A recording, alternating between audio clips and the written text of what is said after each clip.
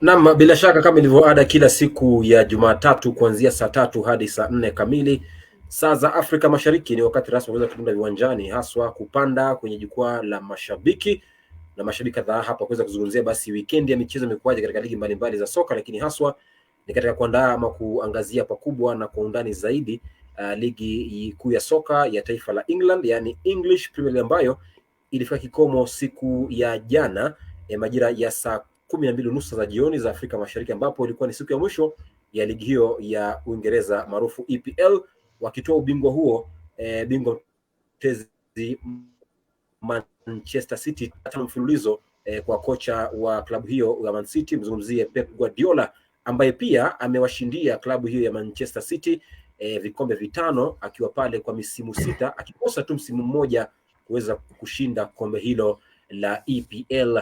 Karibu kwenye gumzo hili la jukwaa la mashabiki.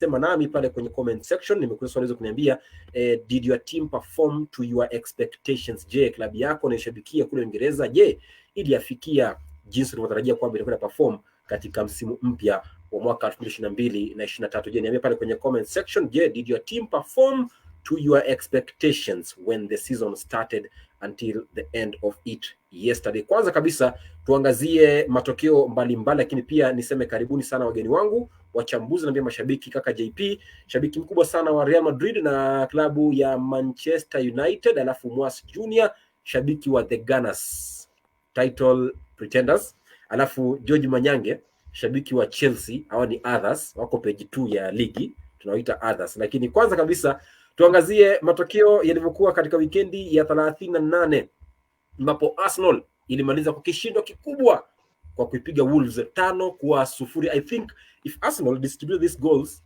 in those 3 consecutive draws, they would have been the champions by now. But ndio hivyo, wanamaliza msimu kwa ushindi mkubwa wa magoli 5-0 mikononi mwa klabu ya Wolverhampton Wanderers, wakati Aston Villa inaishinda Brighton 2-1, nayo Brentford ikaipiga Man City, ikiwa basi ndio the only team Brentford kukamilisha double, yani kuipiga Man City home and away msimu huu katika EPL. Walipiga Man City goli 1 kwa yai, lakini Chelsea nayo licha kuwa ni mechi ya mwisho wa msimu hawezi kupata ushindi dhidi ya Newcastle, sare ya goli 1-1. Everton nayo ikipata ushindi mkubwa ambaye ilikuwa ni mechi kubwa jana, wakipata ushindi goli 1-0 mkononi mwa Bournemouth na kusalia kwenye ligi msimu huu, wakati Leeds ilikuwa kichapo cha magoli 4-1 na kushuka daraja kuelekea ligi ya Championship msimu ujao, wakati Leicester City pia licha ya ushindi wa 2-1 dhidi ya West Ham pia nayo ilishuka daraja kuelekea ligi ya Championship msimu ujao. Manchester United nayo ikipata ushindi wa 2-1 dhidi ya Fulham na kuwa nafasi ya 3 kwenye ligi, wakati Southampton nayo iliamua kwamba liwe liwalo, tunashuka na mtu, ikatoka sare ya magoli 4-4 na klabu ya the Reds. Liverpool kwenye msimamo wa jedwali kwamba sasa hivi Man City viongozi wa ligi bila shaka, alama 5 mbele ya nafasi ya pili Arsenal, wakati Manchester ikiwa nafasi ya 3 kwa alama 75, wakati Newcastle pia nayo ikitinga 4 bora kuelekea ligi bara Ulaya kwa alama 71. Liverpool na Brighton wao watakuwa wanashiriki michuano ile ya Europa League, wakati Leicester City, Leeds na Southampton zinashusha daraja kuelekea ligi ya Championship msimu ujao. Haya, nianze na gwiji, mweze kuniambia labda overall ukiangalia msimu ulivyoanza hadi ulipotamatika, ulivyokuwa katikati. Swali kubwa hapa ni kujiuliza, what is your rating or unazungumziaje msimu mzima na kwa timu zote za EPL, haswa klabu yako? Je, iliafikia jinsi ulivyotarajia itakavyocheza msimu huu? Nianze na kaka JP.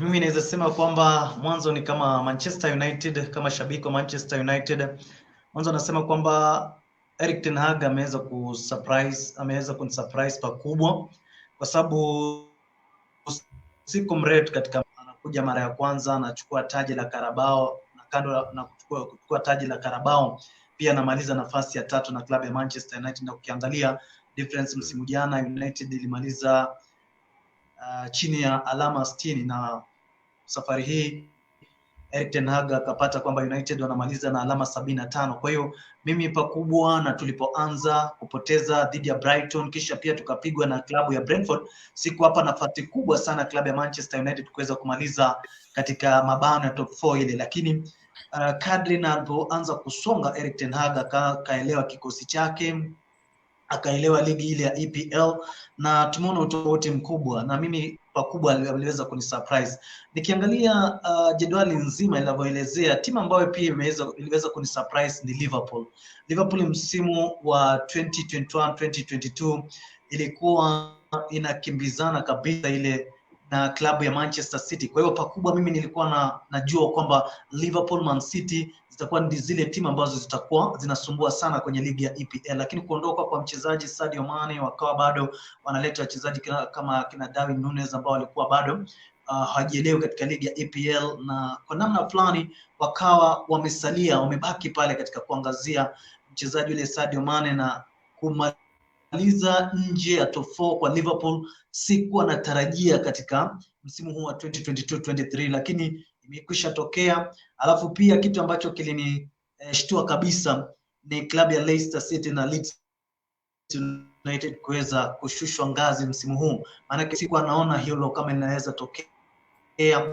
Angalia usajili waliopiga klabu ya Leicester City, wachezaji walionao kikosini, wachezaji ambao wamekuwepo kwenye ligi, kina Jamie Vardy, kina Maddison, ukiangalia kina Iheanacho, sikuiona kama Leicester City inaweza kuwa kwamba timu ambayo inaweza kaondoka ligi na inaweza kuteremshwa ngazi. Same na Leeds United, walipiga soka safi sana walipokuja kwenye ligi chini ya kocha Bielsa, lakini mabadiliko machache na pia kuuza wachezaji ikawaathiri pakubwa, na ndio manake bana timu hizo zimeweza kuteremshwa ligini.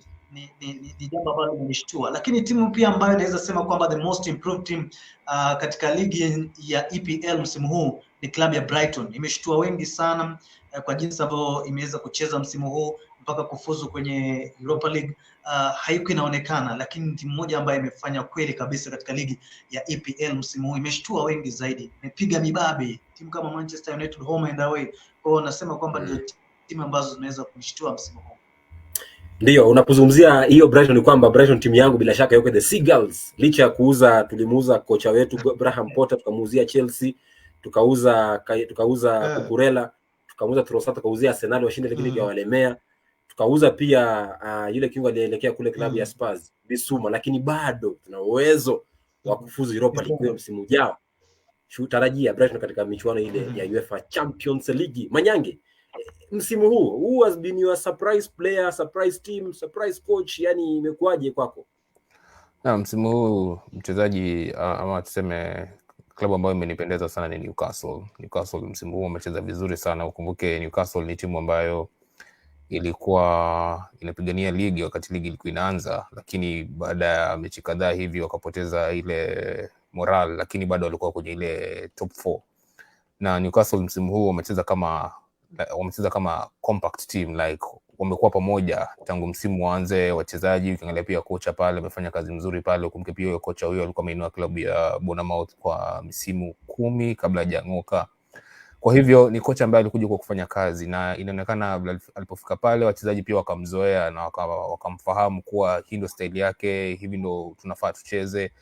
Na ukumbuke kwa sasa Newcastle ni klabu inayopigania wachezaji kama klabu hizi kubwa kwenye timu bora 6 kwenye ligi kuu Uingereza: Chelsea, Tottenham, Man City, Manchester United, Arsenal na klabu kama West Ham. Hizo ni klabu sasa ambayo imeingia kwenye hiyo category kwa sababu sasa wanaweza kasaini mchezaji yote, wanaweza kasajili mchezaji yote ambao wanataka, kwa kuwa sasa msimu ujao, msimu unaokuja watakuwa na pigania sasa kombe la EPL watakuwa naiendea, kwa kuwa sasa hiyo ndio target yao. Na ukiangalia msimu huu pia mchezaji ambaye amenifurahisha nikiangalia kwenye msimu huu ni mchezaji Mark Allister wa Brighton ambaye alishinda kombe la dunia na Argentina. Mchezaji ambaye amenifurahisha sana, na nafurahia kuwa anaenda kwenye klabu ya Liverpool, anapatana na kocha Jurgen Klopp. Unajua Klopp ni kocha ambaye ukienda pale atakunoa, atakutengeneza ukue bora zaidi ulivyokuwa. Kwa hivyo mimi amenifurahisha sana kuchagua klabu ya Brighton kuliko kwenda Manchester United.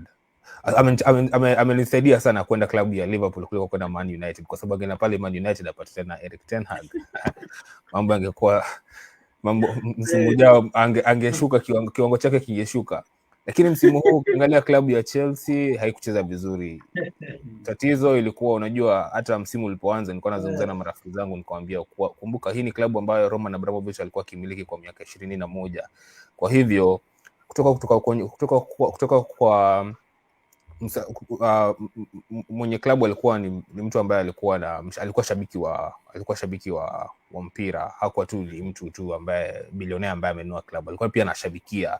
Kwa hivyo kutoka kwa mmiliki mmoja alafu nakuja kwa mmiliki mwingine ambaye si shabiki wa mpira, ni mwanabiashara, ametoka Marekani, ako na vilabu zake hapa. Alafu kumbuke Chelsea saa hii ina watu ambao wanaioni watu 5.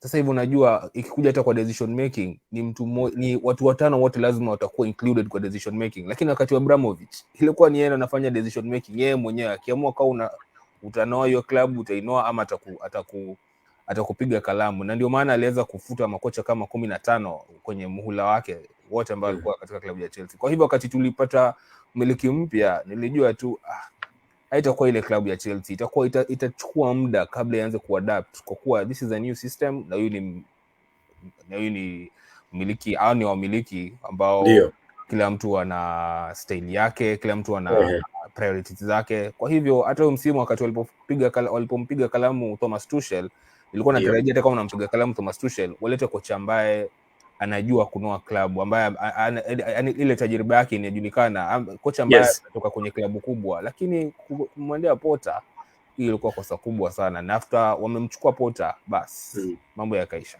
Chelsea kaenda. Hata nikwambie George, si kwamba Potter alikuwa mbaya. Potter is a good coach, only that you Chelsea didn't know how to use him. He was a good coach that we sold to you. Si kocha mzuri, ni kocha not able to use him. Ni kocha wa mid table teams. Ni kama kocha Nuno Espirito. Nakumbuka Nuno Espirito alipotoka Wolves akaenda Tottenham, alikuwa vizuri akikuwa katika klabu ya Wolves. Akaenda Tottenham, alifanya nini? Msimu kabla hujaisha akapigwa kalamu. Those are good managers when they're managing top mid teams. Brighton, West Ham, hapo ndo anaweza kufanya vizuri. Lakini klabu kubwa ambayo inapigania kombe la bingwa ya Ulaya, wanacheza Champions League, wanacheza EPL, wanataka kupigania FA, hawezi. Unajua kuna ile ego kutoka kwa wachezaji pia, like mimi nimezoea, mimi nimeoa kwa hii mimi ni mchezaji mkubwa, hakuna kocha hizo kutoka klabu ya China kuja kuniongelesha hivi. Ndio maana haikufaulu. I think this coaches, give them time, wape muda, wangefanya vizuri. Manake saa hizi nasikia Chelsea mnafukuzia mtaka huduma za Roberto Di Zerbi, lakini si neno Moas Junior pocha shaingia. How the season been for you?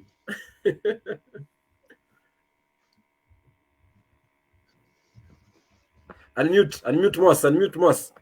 Okay, sorry samahani. So mimi nasema mbili ambazo zimeni surprise. Wacha nianze na timu yangu Arsenal, alafu kuna Newcastle. Ukiangalia timu ya Arsenal, yes, watu wanaangalia frustration ati Arsenal imekuwa ina lead lakini ikaachilia kikombe dakika za mwisho. Lakini tukiangalia season ikianza, sisi ni watu wenye tulikuwa tunaangalia tunasema tuleta tu Zinchenko na Gabriel. Ukiangalia hapo mbeleni tulikuwa ni timu inacheza Europa, kuna sometimes tulikuwa mid table, unaona. So tukikamia season tulikuwa tunasema hii season tunataka kungangana tuingie ile top 4. Juu pia ukiangalia season before ianze reinforcement ambazo zilikuwa zinafanywa na timu zingine, Chelsea imenunua wachezaji karibu 10 wazuri wote. Enzo ametoka kwa World Cup. Ukiangalia Manchester United, Casemiro amekaa.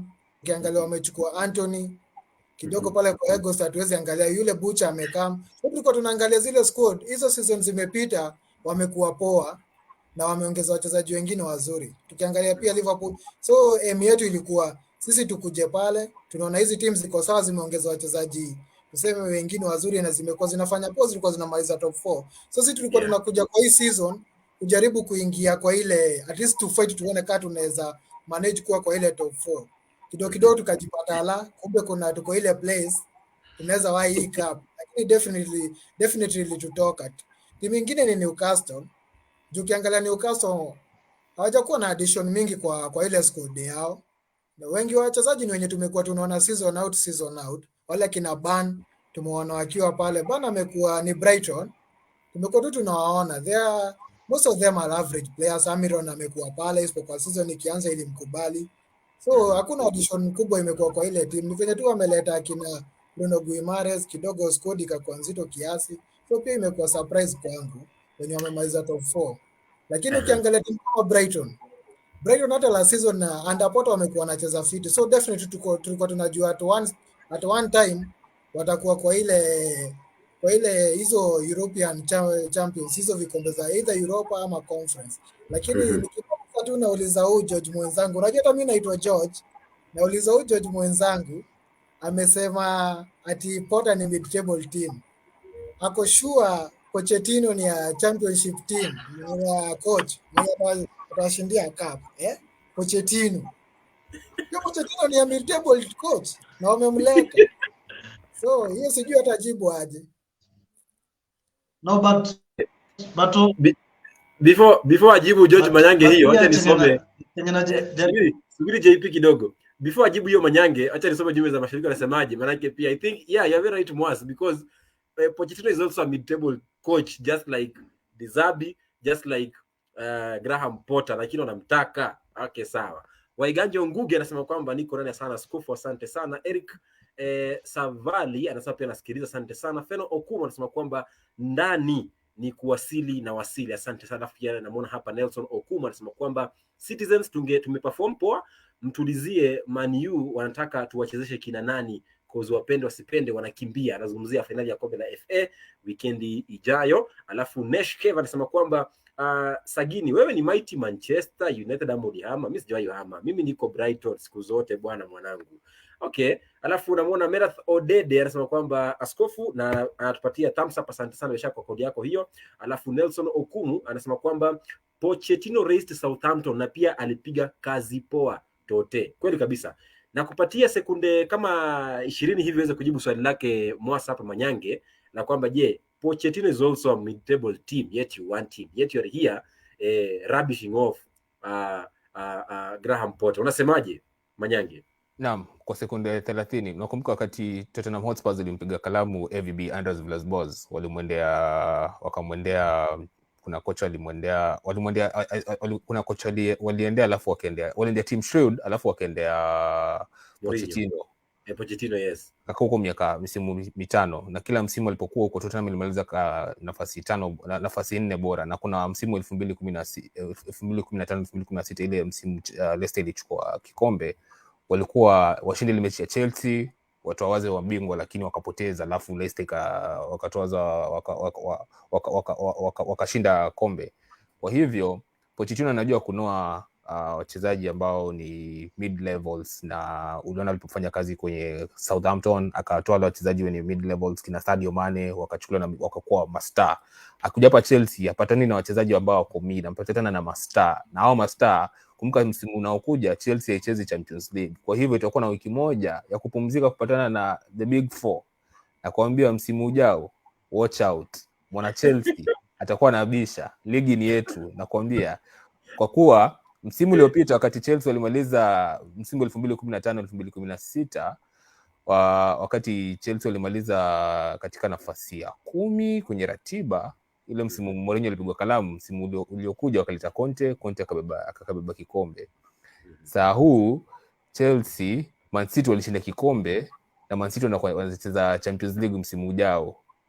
Next season Chelsea icheze Champions League. Ina wiki moja kujitayarisha wapambane na hizi top 4. Trust me, next season Chelsea itakuwa kwenye mjadalo wa watatoa ubingwa wa ligi kuu Uingereza na pointi ngapi. Nakwambia tuta exchange notes wakati ukifika. Unajua uzuri ni kwamba Manyange ameshatoa prediction ya Chelsea msimu ujao, lakini nataka nimrejeshe msimu huu ulipoanza alizungumzaje kuhusu top 4, na alitoa prediction ya 4 bora msimu utakapokamilika siku ya jana. Tuweza kusikia basi tulisemaje katika msimu wa kwanza ulipoanza, baada ya mechi ya kwanza tukiangazia 4 bora ilikuwaje. Sagini Njoro, mnaanza upya kama Manchester United. Ten Hag kocha mpya, sajili mpya, Ronaldo kana kwamba haondoki. Haya, mnaanza upya. Which position will you finish realistically? I will not be over ambitious. Ten Hag is new. He has new players. he has a system that he wants to implement in Manchester United. But hiyo but wacha nitaongelea hapo kando. Let me give my top 4 prediction. Number 1, City watabeba title tena. Hiyo wacha tuongee ukweli. Haya. Number 2, kuna timu hatujaiongelea hapa. Tottenham will be very little. Just wait and see. So Tottenham will finish at position 2, Liverpool at 3, and then Chelsea at 4. But Manchester United will finish at number 5, lakini tutashinda Europa League. So inamaanisha msimu ujao hiyo ingine tutakuwa kwa UEFA ndani. Aha, asante sana kwa kauli hiyo. Top yangu haina mabadiliko makubwa na msimu jana ulipokamilika, na ukiangalia jinsi Pep Guardiola bado ana uchu wa kushinda ligi kwa mara nyingine, na nahisi kwamba anawapa bado upato klabu ya Manchester City kushinda ubingwa. Kisha Liverpool bado atafukuzana na Manchester City unyo kwa unyo. Alafu number 3 yangu atakuwa ni Tottenham Hotspur. Alafu number 4 atakuwa ni Chelsea. Number 5 atakuwa Manchester United. Alafu number 6 atakuwa Arsenal. Collins, uga ni wako. Top 4 prediction, na uniambia Arsenal mtamaliza nafasi gani? Na uwe realistic, usiwe over ambitious. Si over ambitious, ni ukweli tu najaribu kusema. Sijui bado nafsi inaniambia Arsenal hii ndo msimu wetu, ile next season ishawadia. Kwa hivyo hapo nafikiri Arsenal tutatua ubingwa, iende on record. Nitakukumbusha mwisho wa msimu kwamba Arsenal tutatua ubingwa wa EPL. Kisha nambari 2 nitampa Liverpool, ya 3 City, kisha huyu Tottenham. Kweli kufuzu wao namtambua kwa sana, na sajili ambazo wameweza kufanya ni nzuri zaidi. Tumekosa kumzungumzia sana, lakini najua atasumbua zaidi. Yeye pia nitampa nafasi pale. Kisha mwisho Chelsea, alafu United labda sasa katika zile funga pale. Right, mtoto mwalimu, nafikiri kama una imani kwamba mnaweza kushinda ligi, basi nunua jezi ya Arsenal. Usiwe muoga kuivaa, uivae hata kwenye kipindi kabla ya msimu kuanza. Kwa hiyo inaanzia hapo. Winning starts with confidence. Kwa hiyo nunua kwanza jezi ya Arsenal, uivae kwenye kipindi, alafu msimu kabla uanze uwe uko ngangari kabisa. Billy Chelsea, upande wako realistically top 4 predictions, na Chelsea itamaliza nafasi gani msimu ujao? Upande wangu Manchester City nadhani wataretain league. Chelsea itamaliza nambari ya 2 venye nilisema.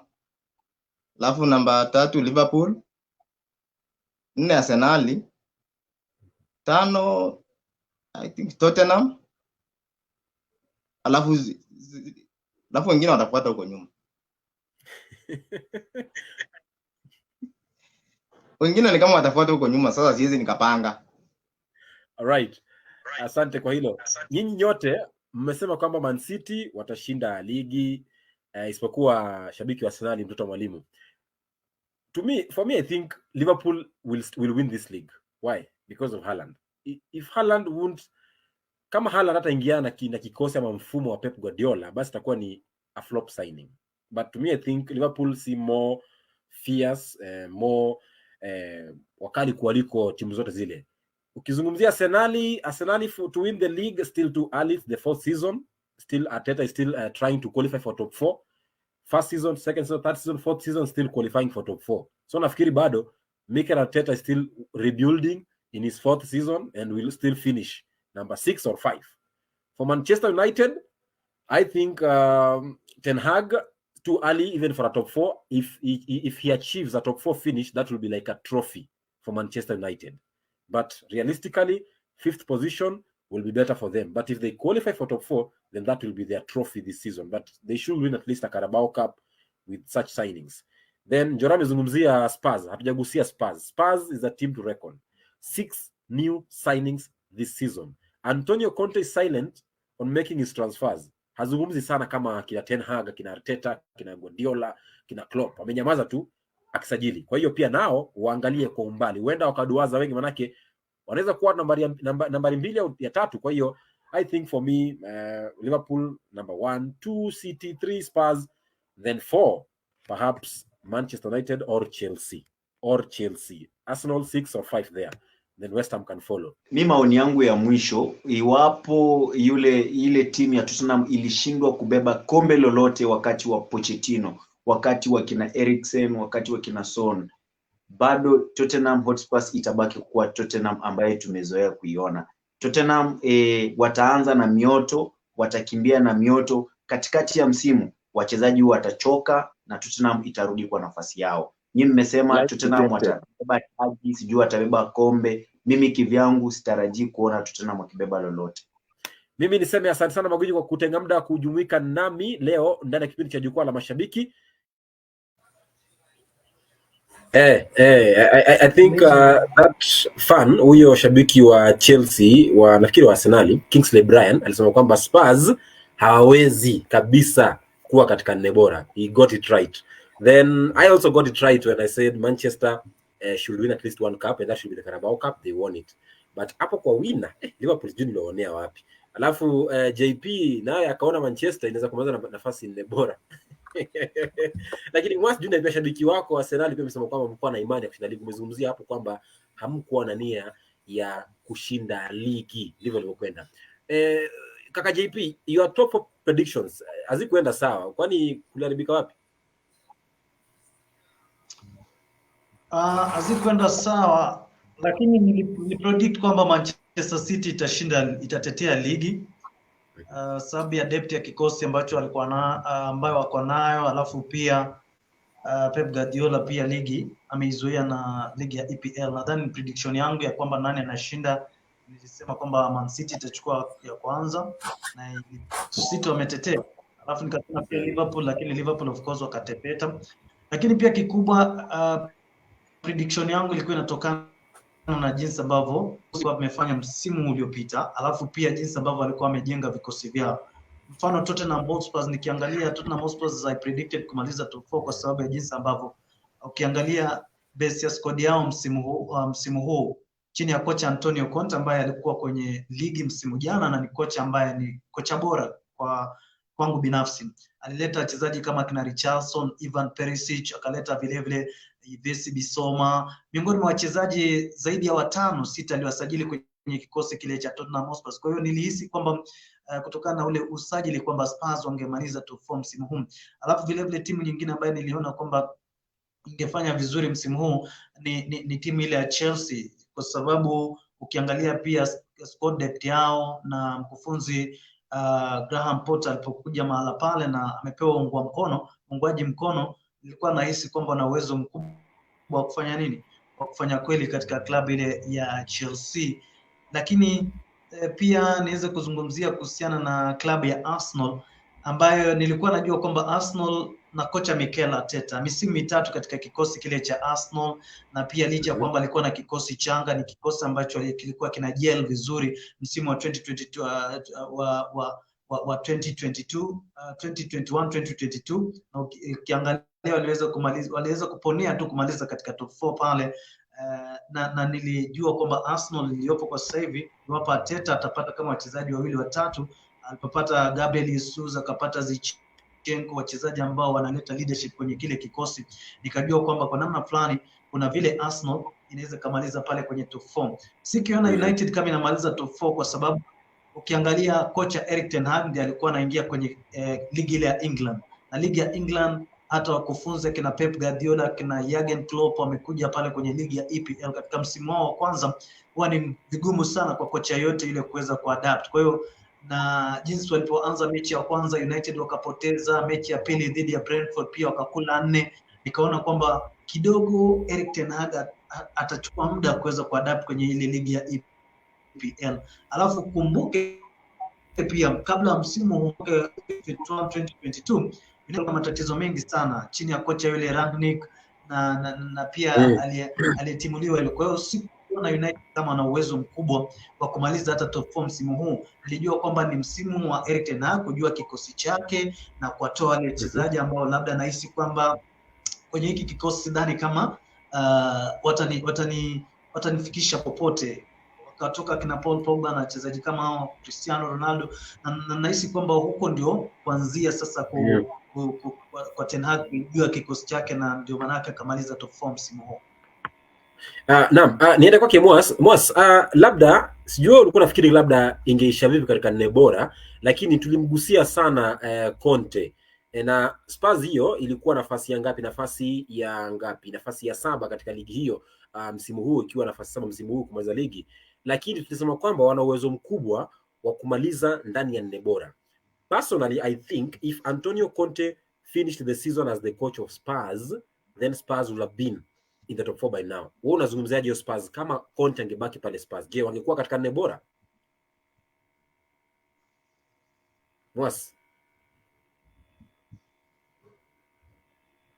unmute. Okay, Mwas anipati. Nisome jumbe za shabiki wanasemaje. Mwas Sagini. Ulikuwa na katika so sijasikia kitu umesema. Alright, nauliza kwamba personally I think if Spurs had Antonio Conte until the end of season as their coach, maybe they would have been in the top 4 by now. Lakini kwa bahati mbaya wamekuwa nje ya nne bora na hata nje ya zile nafasi za 7 bora ama 6 bora. Ukizungumzia klabu ya Spurs msimu huu, labda kama Conte angesalia pale Spurs, would they have finished at position 4 or top 4 places? Personally, I think zile problem ambazo wamekuwa nazo under Conte ndio the same problems tu wamemaliza nazo season. Juu hiyo kuconcede wamekuwa na concede sana. Walianza kuconcede na Conte. Na Conte ni coach ambaye tumekuwa tunaona anatumia ile system ya back 3 ambao amekuwa anafanya vizuri akiwa na madefender wazuri, lakini ilifika mahali ni kama amekosa wa madefender wazuri pale Tottenham kidogo. Yule Dyer alikosa kumakinika. I think pia alikuwa amekuwa na mistakes mob. Ukiangalia hiyo Romero mara wana gamble pale wanachezesha Davis. Davidson Sanchez pia msimu umekuwa mgumu kwake sana. I think bado pia Conte angeendelea bado angekuwa tu na msimu mbaya. They are still conceding goals ambao venye tu walikuwa wana concede under Conte. Na kufunga pia wafungi magoli mengi. Tu mambo tu ingekuwa tu ngumu venye tu imekuwa. Naam, niende kwa Manyange ambaye nataka nimkumbushe. Kuna bingwa fulani mbele zote tuzungumzie, na hii ni kauli yake Manyange akizungumzia Erling Haaland kabla ya msimu huu kuanza rasmi mwezi Agosti mwaka jana ambao ni mwaka 2022. Sikiza kauli yake Manyange alafu turejee tuweze kujua je, alichokiona kwake Haaland je ni kipi, na ambacho amekiona baada ya msimu kuisha je ni kipi? Hakuna striker ambaye atakuja kwenye klabu ya Man City atajaza zile pengo lililoachwa na Kun Aguero. Usidanganyane. Hata kama Erling Haaland ni mzuri aje, hawezi fikia ile tajriba Kun Aguero alikuwa nayo. Kwanza Kun Aguero aliingia kwenye ligi kuu Uingereza wakati ligi kuu Uingereza ilikuwa ligi kuu Uingereza. Unapambana na madefender kama John Terry, Vidic. Kulikuwa na madefender ule msimu huko, wale madefender kina Ekoto kutoka kule Tottenham. Kulikuwa na Stoke City, zile maklabu zilikuwa vilabu kali na ligi ilikuwa ngumu, ligi ya Ferguson, ligi ya Wenger, ligi ya kina Andres Villas-Boas, ligi ile msimu ule. Lakini saa huu unaambia ati Haaland atakuja vile ile pengo ile kina Kun Aguero atafike hizo mabwana hiyo tutaka ametuma hiyo. Tutamkumbusha miaka 10 kuanzia sasa, hata wamefuata miaka 6, hata magoli atakuwa amefikisha 100. Kwa kuwa acha nikwambie, ligi kuu Uingereza ni ligi inayo tajriba yake. Ndio maana ukikuja hapa tunakwambia naam ulikuwa mzuri kwenye ligi yako, lakini ukikuja hapa iko na wenyewe. Sijui kama kuna ile uoga tunajua Haaland nini. Karibu kwenye ligi kuu Uingereza lakini bado hautaziba pengo la Aguero. Kama 258 to go. Kwa hiyo hata 20 afungi huu msimu. Atatesa. Hata 20 afungi huu msimu 20 afungi nakwambia.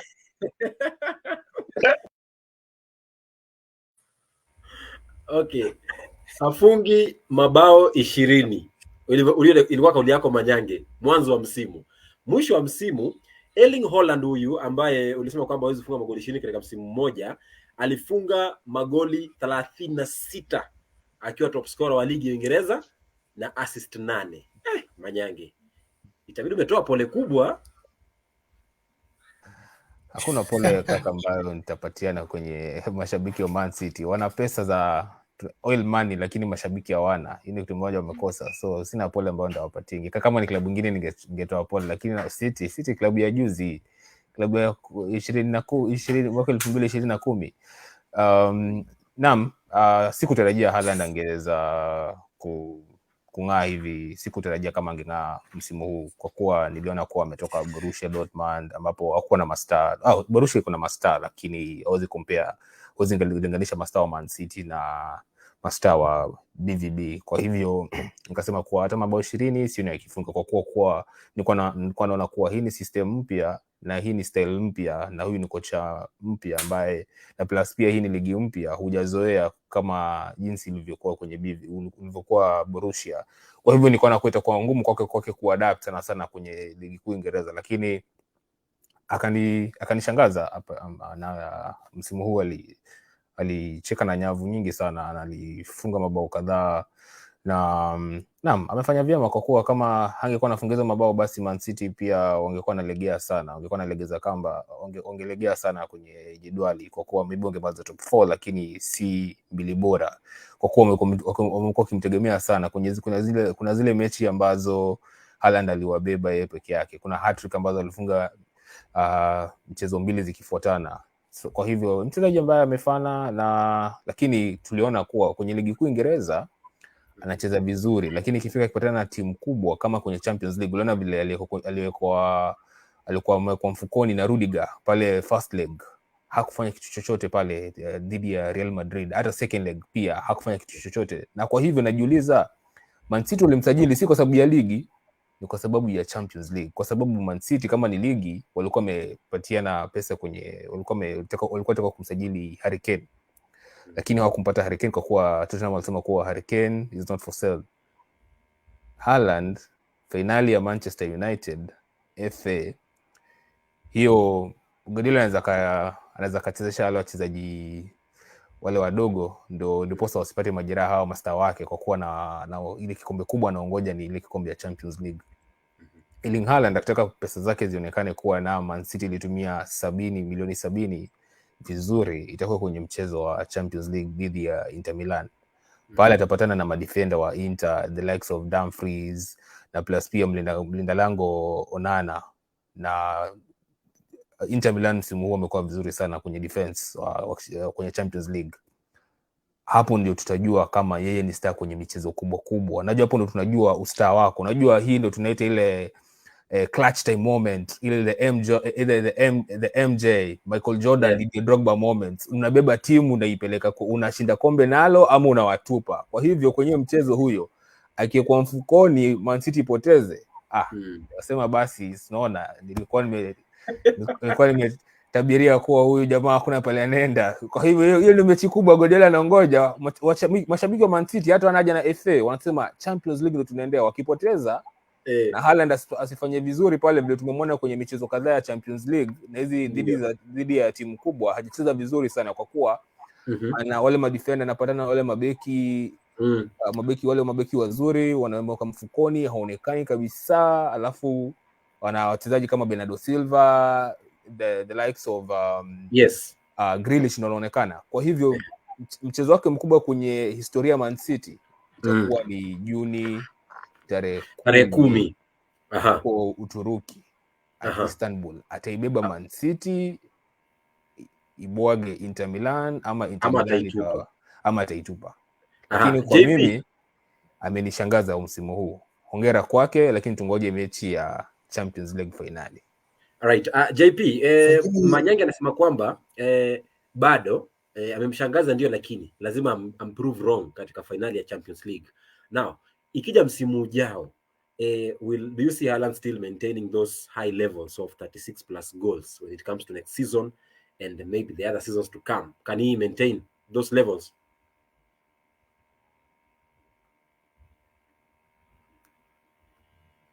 JP unmute.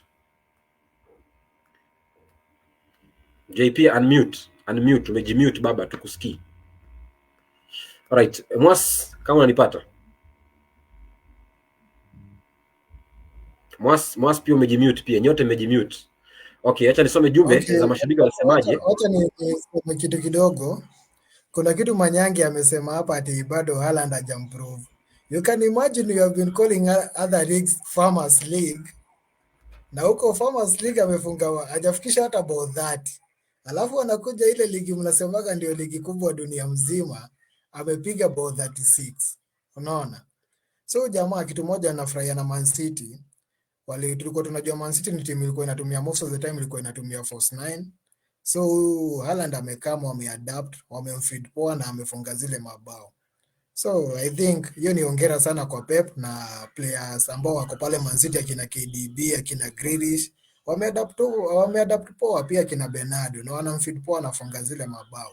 Kitu kingine ambayo Manyange amesema ati Haaland amprove ndio ni mchezaji mzuri, lazima afunge kwenye finali. Don't forget pia mtu kama Messi amekuwa one of the best players in the world, lakini sidhani kwa hiyo Champions League amefunga bao ngapi kwa hizo Champions League. Unaona, Champions League I think hata ni ile alifunga Manchester United kichwa, lakini madi mnatuangushaga. Mtu kule mfupi hivi anafunga kichwa juu ya kina Vidic na Rio Ferdinand bwana.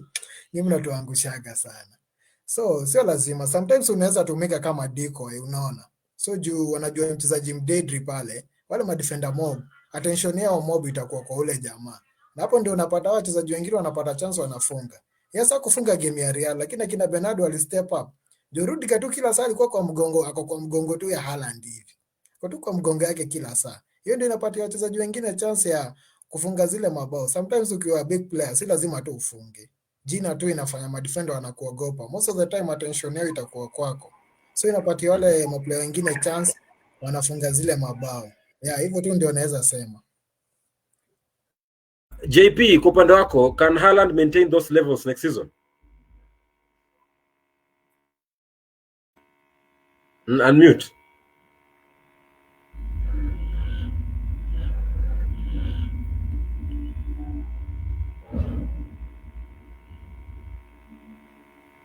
JP pia ana shida ya kuunmute na kujimute, lakini hapa kwenye Facebook page namuona Kosi Masha anasema kwamba nimesumbuliwa na net sana hadi sijaenjoy, lakini pole kwa hilo. Alafu Waiganjo Ngugi anasema kwamba my prediction next season Man City, Mighty, Man United na Liverpool, Newcastle and others follow. Chelsea, organize yourself and stop sucking coaches of your then we'll give you a position number 6. Anawapa klabu ya Chelsea. Alafu pia anasema kwamba Man U performance this season was awesome, but we could have done well. Brighton and Newcastle also fought well this season, lakini kidogo Chelsea watanisamehe. Please askofu tell Manyange Chelsea's place is already occupied by Newcastle, and lastly Arsenal will never come close to EPL like they were this season. Alafu pia namuona hapa Nelson Okumu anasema kwamba Sagini mnipromote na uniforms za team hata shule na supply plus tracksuits, mnifollow pale Nelson Sports. Okay Nelson, tutakufollow kwenye Nelson Sports page yako, lakini pia tutaangalia cha kufanya katika mambo umesema hapo ya kupromote uniforms za timu yako. Lakini asante kwa kutuma kauli yako. Kaka JP nipata sasa hivi, basi niambie, will Haaland maintain those levels next season? JP unmute alafu tuende mbele kama unanipata. JP amepata na changamoto mtandao hapo, lakini si neno. Manyange, ukizungumzia Haaland. Sikujibu hiyo swali ya next season, lakini nitampatia tuseme chances, anaweza funga mabao, anaweza kuwa top scorer tena, lakini sidhani atakuwa mtafu kama hii season. Juu most of the time unapata EPL uko na time ya kushine.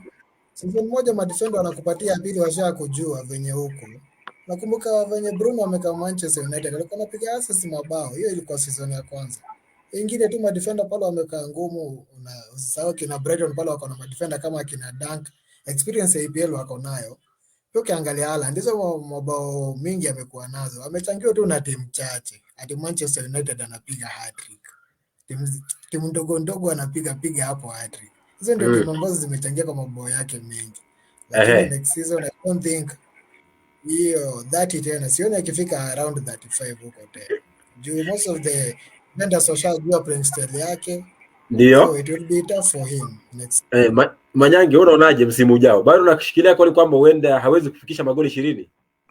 Naam, kumjibu Mwas, alisema kuwa si lazima afunge kwenye Champions League final, lakini ukumbuke Messi, Barcelona ni klabu ambayo imeshinda Champions League mara kadhaa.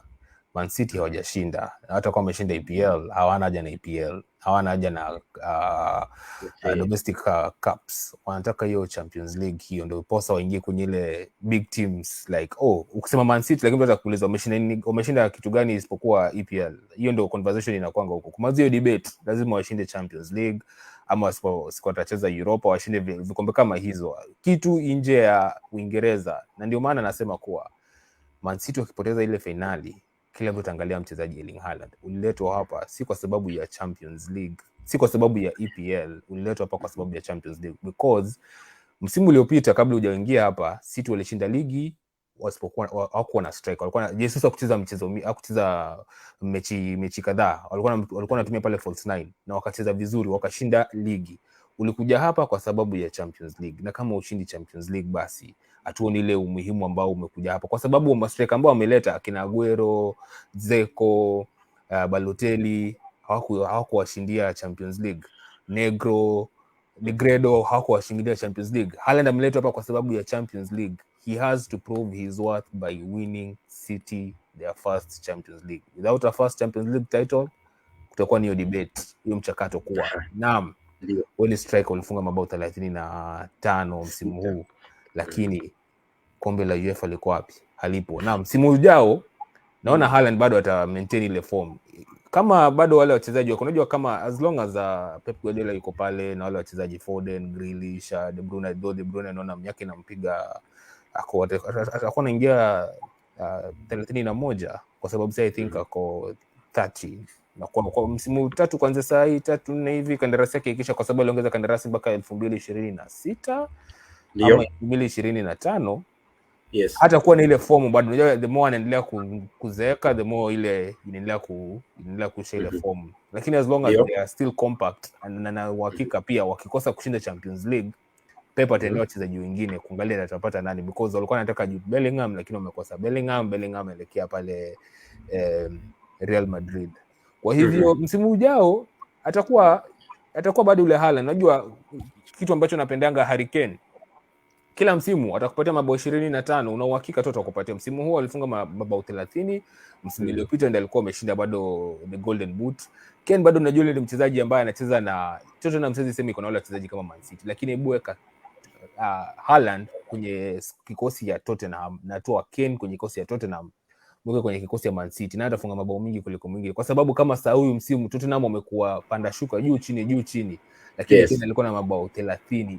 Ndiposa eka Kane kwenye kikosi ya Man City, ama umpatie tu wachezaji wazuri ambao wanaweza kumpigia mapasi kama za De Bruyne, Grealish, Foden, Mahrez. Unatafunga mabao ngapi? Yule jamaa anaweza vunja rekodi, anaweza funga hata mabao 40 na msimu mmoja, kwa sababu ile kipaji unaweza kaona ile hamu anayo. Yes, Manyange.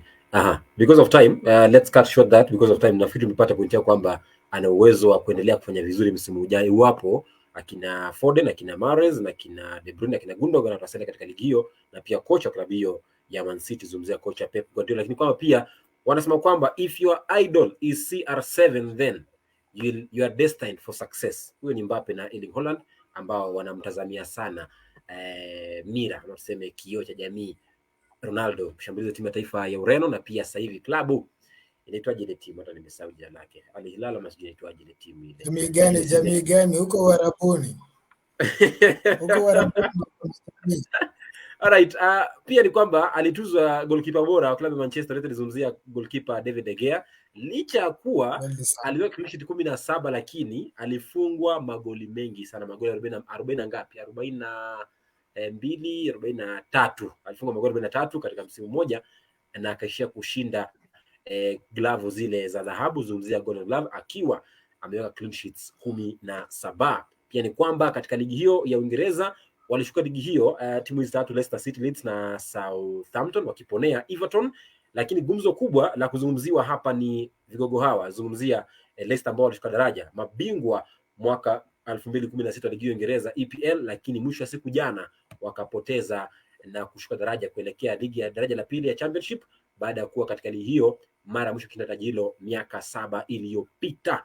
Now a big top to talk about ni tumesema kwamba Leicester tunaonea huruma sana, maana alishinda ligi hiyo miaka 7 iliyopita. Nilikuwa pia ukizungumzia klabu ya Arsenal pia iliweka rekodi jana, manake ilifunga magoli 88 katika msimu mmoja kwa mara ya kwanza kabisa baada ya kufunga magoli 87 katika msimu wa mwisho waliposhinda ligi ya EPL mwaka 2004. Unakumbuka Invincibles. Pia ni kwamba jana katika ligi ya Uingereza ilikuwa pia kulishuhudiwa msimu wa historia, manake kulifungwa magoli 1084 katika msimu mmoja kwa mara ya kwanza kabisa katika msimu mzima wa EPL. Lakini tukizungumzia klabu ya Arsenal na Newcastle, manake wanarejea katika ligi ya mabingwa bara Ulaya msimu ujao. Je, Mwas, unaonaje Arsenal na Newcastle wataperform vipi katika Champions League msimu ujao utakapoanza? Okay, I think hizi timu mbili itadepend na usajili wao. Juu sasa ukiangalia squad zenye wako nazo saa hii bado hakuna ile quality ya kucheza Champions League. Kidogo tunaweza sema Arsenal wako na ile quality juu kuna wachezaji ambao wamecheza, mtu kama Partey, akina Odegaard kidogo wameonja, Jesus ameonja. Lakini ukiangalia wengine wao wengi hata wajui ile anthem, hata wajaisikia. Wanaisikiaga tu wakiona kwa TV, hapo ndio wanasikilia. Lakini sasa pia tukiangalia hapo ita depend. Sasa unaona mchezaji kama Thomas Granit Xhaka ameenda. So ita depend venye signing zao za hii summer zitakuaje. Hiyo ndio itakuwa determination kubwa jinsi ambavyo wataperform kwenye ligi next season na venye watahandle hiyo Champions League. Newcastle pia, shida yangu na Newcastle ni eti wamenunua sana, na pia itabidi tena wamenunua. The squad they have it's not a Champions League quality. Wala ni wachezaji wenye wengi tumekuwa tunaona tu ni average tu pale. Almiron not consistent, Maximin atakuja leo shine, kesho hayuko sawa. Guimaraes pia yes ako tuzatuwezi sema ni mbaya vile, lakini ukiangalia ile squad bado haijafika ile kiwango ya kucheza na kina Real Madrid. So ita depend hizi timu mbili, ile business watafanya sama ndio itakuwa determination kubwa ya vitu zenye ambazo watafanya next season pale Champions League. Kaka JP, mimi Mwasa anasema kwamba Arsenal at least has a squad to play in the Champions League. Mimi nikiangalia mimi sioni kabisa kama Arsenal ina uwezo ama ina kikosi ambacho kina uwezo wa kucheza katika Champions League msimu ujao. Maana angalia pale kwenye kikosi chao bado kichanga. Wewe unaonaje Arsenal na Newcastle msimu ujao katika Champions League?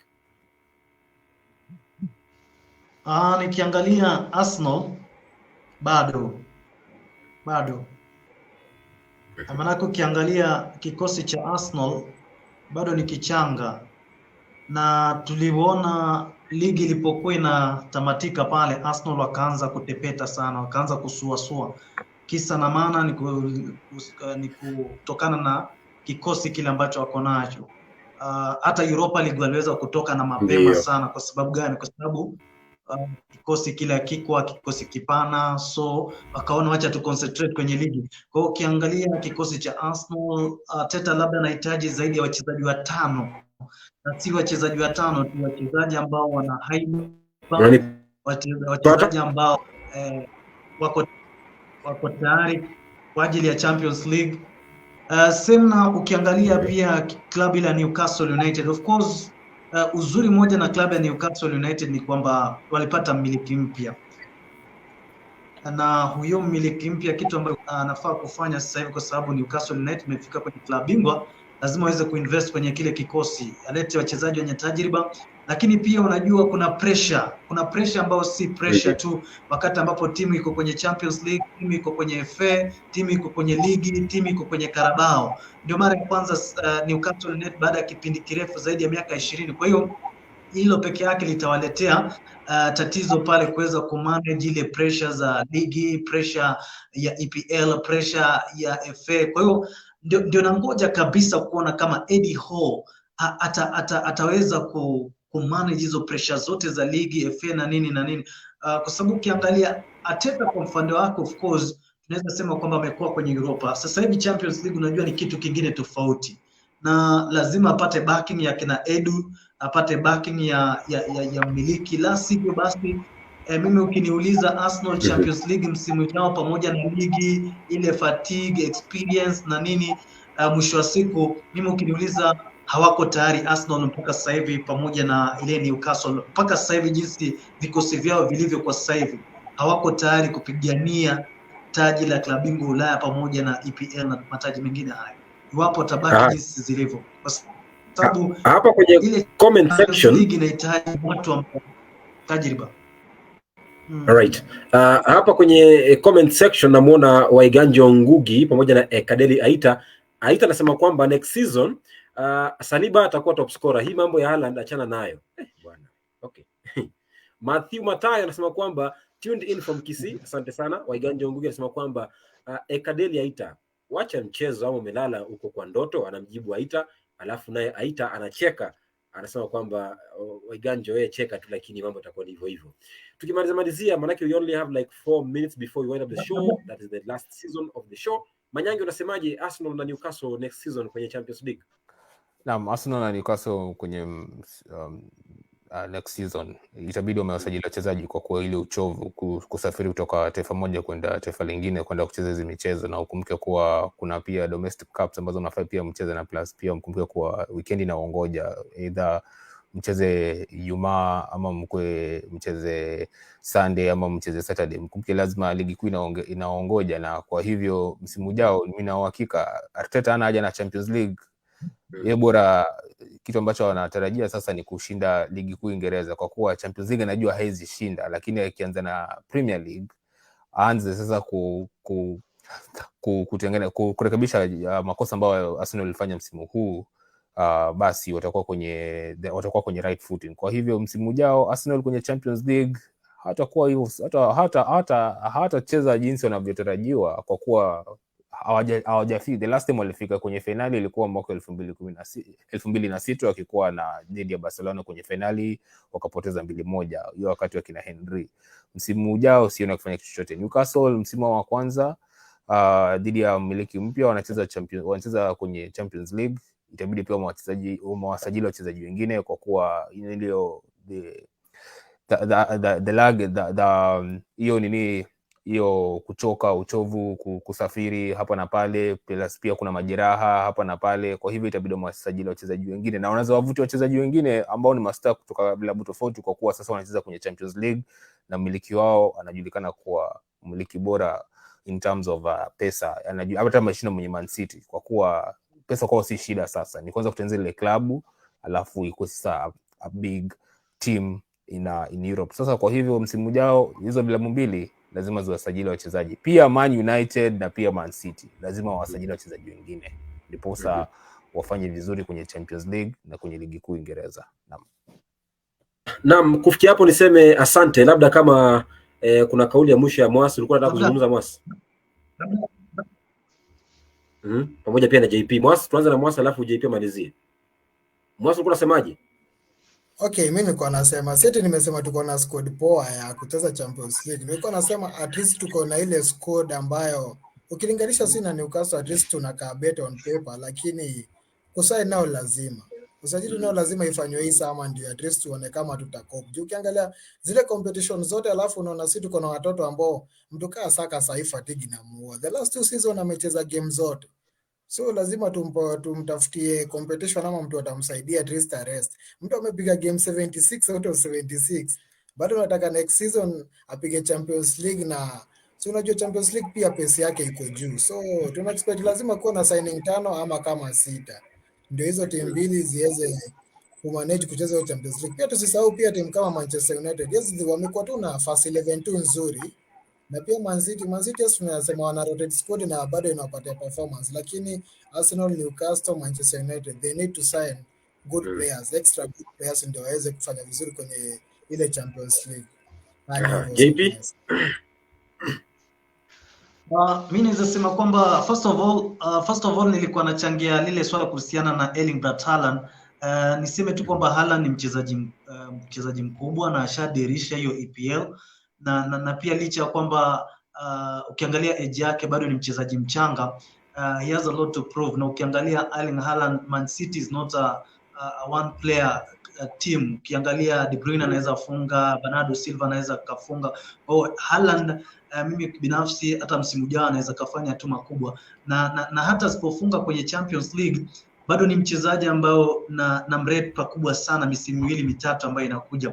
Nikichangia pia kidogo tu kuhusiana na klabu ya Leicester City na Leeds United kuweza kuponyoka ama kuweza kushushwa ngazi kwenye ligi kuu EPL, mwanzo nasema kwamba haijakuwa jambo nzuri. Nilipokea taarifa hiyo vibaya kwa sababu Leicester City timu ilishinda ligi mwaka 2016, ila nadhani kwamba kulikuwa na more ilikuwa ina happen pia on and off the pitch, kwa sababu ukiangalia usajili walifanya usajili vizuri chini ya kocha yule Claudio Ranieri, wakashinda ligi. Sikutarajia na wachezaji kama kina Yuri Telemans kwamba Leicester City ipo siku kwamba watashuka ngazi, lakini ndio hali ilivyo.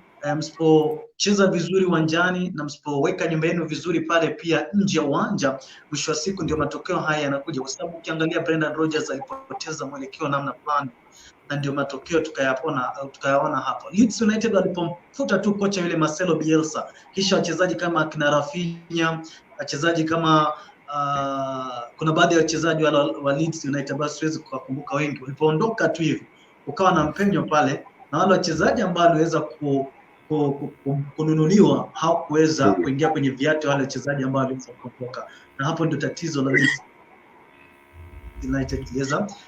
Nikimalizia na swala la Champions League, Manchester United msimu huu wamemaliza nafasi ya 3, lakini ukiangalia tatizo kubwa ambalo United wamekuwa nalo msimu huu ni upatikaji wa magoli. Mchezaji kama Bruno Fernandes amecreate a lot of chances msimu huu, lakini hakuja kuwa na mtu wa kumaliza zile chances. Kwa hiyo kitu kimoja kwanza kabisa ambacho Erik ten Hag anafaa kufanya kwenye hicho kikosi ni kununua main striker, na si striker tu, striker mwenye tajriba, striker wa kumaliza, striker ambayo is anga yake for goals is nothing, na mtu kama huyo ni labda Ken na Victor Osimhen na labda tafute striker kwingine. Ndio wachezaji ambao nahisi kwamba alafu pia imerishe kingo chake cha kati, kwa sababu Casemiro age, Eriksen age kidogo hapo, akiimarisha hicho kikosi mahali pala, wachezaji wenye tajriba, wachezaji wawili watatu hivi kwenye kiungo cha kati, labda beki moja, atakuwa katika nafasi nzuri ya kuweza kupigania mataji yote msimu ujao. Naam, hapa kwenye comment section namuona Kadeli Aita anasema kwamba Waiganjo Ngugi anasema kwamba Champions League is all about experience, so Arsenal and Newcastle hamna. Pia mighty Manchester United we need a strong striker kama Kane and we'll be good to go. Alafu Aita Kadeli anasema kwamba utashangaa Saka akifunga header dhidi ya Bayern Munich finali hapo Wembley. Nikumbushe Aita kwamba Bayern hao waliwahi kupiga Arsenal magoli 10-1 kwa ujumla katika mikondo miwili ya UEFA Champions League zama zile. Lakini fikia hapo niseme asante kwa kutenga muda wote hawa wa kipindi. Mwas, we are out of time. Unasahau kuna mtu amepigwa 8 kwa leg moja wewe. Na 7. Wewe ni JP. Lakini si neno. Ungekuwa na second leg. Ingekuwa balaza, lakini niseme that is the one first of the season. Lakini wakamaliza nyuma. Alright. Niseme asante George Manyange akiwa Marekani. Nilisahau kusema hivyo nilipoanza kipindi. Alafu pia niseme asante kwa Mwasi Junior, George mwingine pia shabiki wa Arsenal. Pia niseme asante kwa JP, kaka JP akiwa kule Western. Mimi niko Yugoslavia. Uongo. But one thing to note, it is now 75 days to go until the next season of the EPL, that is 2023-2024. 75 days to go. So by tomorrow morning, it's 74 days to go. We are starting counting days to go to the EPL. Aya, niseme asante bwana. Hata tumalizia hapo. Tumalizia hapo Mwasi. Fiata mdomo. Asante kwa nasi mtazamaji pia kuanzia mwanzo hadi mwisho kipindi hiki. Pia niseme asante kwa mwelekezo wa kipindi hiki Dennis Njoroge kwa kufanikisha makala haya kwa njia moja au nyingine, pamoja pia na graphics poster designer Lechipai Lechuta kwa pia kufanya kazi nzuri. Tangu msimu ulipoanza hadi sasa hivi imekuwa ni makala bomba jukwaa la mashabiki. Ndio mwisho wa makala haya ya msimu, lakini pia tutajumuika nawe katika makala mengine ya jukwaa la mashabiki itakapofunguliwa rasmi dirisha la uhamisho kabla ya msimu kuanza. Kwa hiyo next Monday hakuna kipindi, manake msimu ushaisha, lakini kikubwa cha kusubiriwa ni siku ya Jumamosi kumradhi, Juni tarehe 10, Manchester City dhidi ya Inter Milan kwenye uga wa kule Uturuki, zungumzia Istanbul, katika kombe la finali ya UEFA Champions League. Nitakutangazia mechi hiyo kupitia kipindi cha Soka Sebuleni mubashara siku ya Jumamosi kuanzia saa 4 kamili. Kwa hiyo usikose kutegea matangazo hayo papa hapa kwenye kipindi hiki cha Walk with Sageni. Kufikia hapo niseme asante pia Kwa yoyote uliokuwa umenifollow pia niseme asante, lakini nakuia na kuomba radhi, na pia nakuomba kwa moyo mkunjufu uweze kunifollow kwenye YouTube channel yangu ikiwa ni Jason Sagini Sports Archbishop. Kama ilivyo ada, michezo ni yetu na spoti ni sisi. Nakutakia usiku mwema, pia nikutakia likizo ndefu nzuri yenye baraka na fanaka, na pia kwenye kimichezo. Lakini kesho ni siku pia nyingine ya kufanya uchambuzi wa ligi kuu ya soka Kenya, maanake Vihiga Queens ndio mabingwa wa ligi kuu ya wanawake hapa Kenya, lakini pia ni kwamba bado ubingwa wanaume unazidi kushakasi, maanake klabu ya Gor Mahia na Tusker zipo mbioni kuangania ubingwa wa KPL. Msimu wao ni ya kesho ndani ya kipindi cha gumzo la FKFPL kuanzia saa 3 hadi saa 4 majira ya saa za Afrika Mashariki. Usikose basi kuweza kutegea kipindi hiko cha KPL ama Kenyan Soccer, maana pia kocha timu ya taifa ya Kenya Harambee Stars Engin Firat ametoa kikosi rasmi cha wachezaji 30 cha kwanza kitakachoshiriki mashindano ya kirafiki mechi 4 kule Mauritania, kule Mauritius kumradhi, kuanzia Juni 16 hadi Juni 12 hadi Juni 18. Hayo ni ya kesho ndani ya kipindi cha gumzo la FKFPL. Nimeondoka, usiku mwanana.